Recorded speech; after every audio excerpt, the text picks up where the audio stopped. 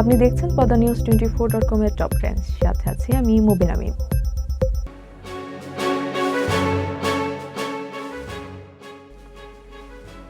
বঙ্গোপসাগরে সৃষ্টি হওয়া নিম্নচাপ পরিণত হয়েছে ঘূর্ণিঝড় রিমালে।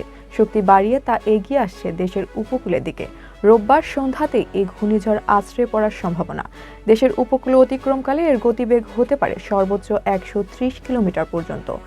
আবহাওয়া অধিদপ্তর বলছে এর প্রভাবে উপকূলের 15 জেলায় জলোচ্ছ্বাস হতে পারে।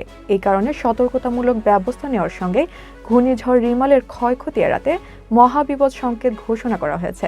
প্রতি ঘন্টায় 8 থেকে 10 কিলোমিটার বেগে এগিয়ে আসছে ঘূর্ণিঝড়টি। ইতোমধ্যে ঘূর্ণিঝড় থেকে কিছু মেঘ উড়ে এসে উপকূলীয় এলাকায় বৃষ্টি ঝরাতে শুরু করেছে। এটি আরও উত্তর দিকে এগিয়ে ঘনীভূত হতে পারে। ঘূর্ণিঝড়টি সন্ধ্যা বা মধ্যরাত নাগাদ মংলার কাছ দিয়ে খেপুপাড়ায় উপকূল অতিক্রম করতে পারে। উপকূলীয় এলাকায় প্রবল ঘূর্ণিঝড়ের অগ্রভাগের প্রভাবে দমকা হাওয়া সহ বৃষ্টি শুরু হয়েছে। আবহাওয়াবিদ উমর ফারুক সংবাদ মাধ্যমকে বলেন, ইতিমধ্যে রিমালের অগ্রভাগের প্রভাব পড়তে শুরু করেছে। তিনি বলেন, রিমালের গতি কখনো বাড়ছে, কখনো কমছে। ঘূর্ণিঝড়ের কারণে পায়রা ও মোংলার সমুদ্র বন্দরে 10 নম্বর মহাবিপদ সংকেত দেখাতে বলেছে। এই সংকেত দেখানো হচ্ছে চট্টগ্রাম ও কক্সবাজার সমুদ্র বন্দরে। আবহাওয়া দপ্তর বিজ্ঞপ্তিতে জানিয়েছে, খুলনা, সাতক্ষীরা, বাগেরহাট, পিরোজপুর, ঝালকাঠি, বরগুনা, বরিশাল, ভোলা, পটুয়াখালী এবং তাদের কাছে দ্বীপ এবং চরগুলো 10 নম্বর মহাবিপদ সংকেতের আওতায় থাকবে। সতর্কতামূলক ব্যবস্থা নেওয়ার সঙ্গে বিভিন্ন দপ্তরের কর্মীদের ছুটি বাতিল করা হয়েছে।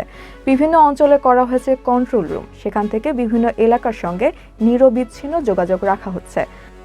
আবহাওয়া অধিদপ্তরের আবহাওয়াবিদ হাফিজুর রহমান জানান, ঘূর্ণিঝড়ের প্রভাবে উপকূলীয় জেলা সাতক্ষীরা, খুলনা, বাগেরহাট, পিরোজপুর, ঝালকাঠি, বরগুনা, বরিশাল, ভোলা, পটুয়াখালী, নোয়াখালী, লক্ষ্মীপুর, ফেনী, কুমিল্লা, চট্টগ্রাম, কক্সবাজার এবং তাদের কাছাকাছি দ্বীপ ও চরগুলির নিচু এলাকায় স্বাভাবিক জ্বরের চেয়ে 8 থেকে 12 ফুটের বেশি উচ্চতার জলোচ্ছ্বাসে প্লাবিত হতে পারে। পদ্মা নিউজ 24.com এর নিয়মিত আপডেট ভিডিও পেতে আমাদের ইউটিউব চ্যানেলটি সাবস্ক্রাইব করে বেল আইকনটি ক্লিক করে রাখুন। ফেসবুকে আমাদের ফলো করুন, facebook.com/poddanews24।